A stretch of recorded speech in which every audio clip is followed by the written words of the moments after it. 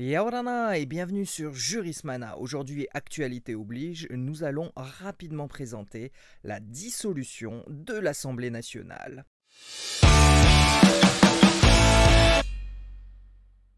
Émanation du régime parlementaire, le président de la République peut prononcer la dissolution de l'Assemblée nationale à tout moment, sauf s'il assure l'intérim de la présidence, sauf si les pouvoirs de crise résultant de l'article 16 de la Constitution sont en application.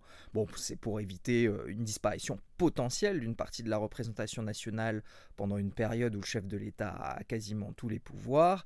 Et dernier point, sauf s'il y a eu une précédente dissolution il y a moins de 12 mois, parce que ici ça démontrerait un refus démocratique d'accepter les résultats des élections. Cette dissolution se fonde sur l'article 12 de la Constitution et constitue un pouvoir dit propre du président de la République, c'est-à-dire qu'il est dispensé de contreseing d'une autre signature du Premier ministre par exemple, et que le chef de l'État peut l'enclencher de sa propre initiative.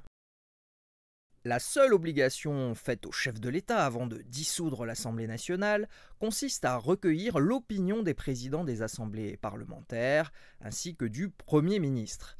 Le Conseil d'État, statuant en contentieux, refuse de se prononcer sur la légalité du décret de dissolution, tout comme le Conseil constitutionnel.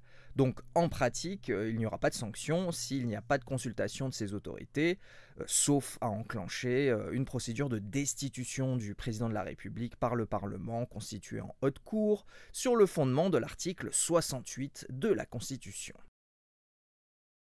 À propos des élections, l'article 12 dispose notamment que les élections générales ont lieu 20 jours au moins et 40 jours au plus après la dissolution. Les délais sont donc rapides et l'article 12 dispose aussi que l'Assemblée nationale se réunit de plein droit le deuxième jeudi qui suit son élection. Si cette réunion a lieu en dehors de la période prévue pour la session ordinaire, une session est ouverte de droit pour une durée de 15 jours. Les 577 députés vont donc perdre leur mandat, mais ils peuvent se représenter aux nouvelles élections. Un peu d'histoire avec un droit de dissolution qui est tombé en désuétude sous la Troisième République après l'échec de la dissolution du 16 mai 1877.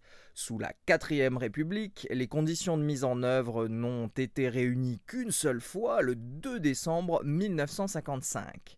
De manière plus contemporaine, sous le régime actuel, la 5e République de 1958, 5 dissolutions ont été prononcées en 1962, 1968, 1981, 1988 et 1997. Le dernier exemple se solda par un échec pour le président de la République Jacques Chirac. Une dissolution ratée pour le chef de l'État, il faut le préciser, n'entraîne pas sa responsabilité politique. En synthèse, il n'a pas à démissionner. Et si vous aimez ce contenu, n'hésitez pas à vous abonner, à aimer la vidéo et à commenter Marurua.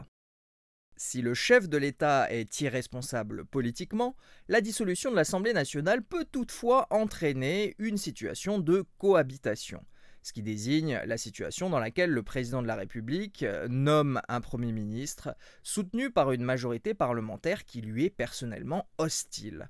En 1986 et en 1993, cette situation s'est réalisée après une défaite de la majorité parlementaire et présidentielle au terme normal du mandat de l'Assemblée nationale. En 1997, elle est née d'une dissolution de l'Assemblée nationale par le président de la République. Et voilà, nous en avons terminé avec cette très rapide vidéo sur la dissolution de l'Assemblée nationale, sujet d'actualité comme vous le savez, avec le premier tour des prochaines élections qui auront lieu le 30 juin 2024. Merci à tous et à très bientôt sur Jurismana. Parheane.